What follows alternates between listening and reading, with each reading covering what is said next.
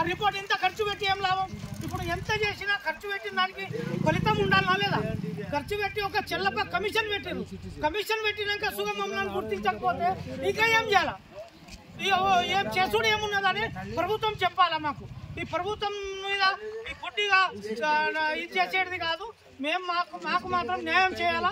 మేము ఒకటే విధంగా చెప్తున్నాము, ఈ ప్రభుత్వంను హెచ్చరిస్తున్నాము. అధికారుల తప్పిదం వల్లే ఇది అధికారులు రాయకపోవడం వల్ల మేము ఇట్లా రోడ్డు మీద పడ్డాము. దీనికి అధికారులు బాధ్యులు. దీన్ని ప్రభుత్వం దృష్టిలో పెట్టుకొని మమ్మల్ని న్యాయం చేస్తారని మేము కోరుకుంటూ నేను ముగిస్తాం.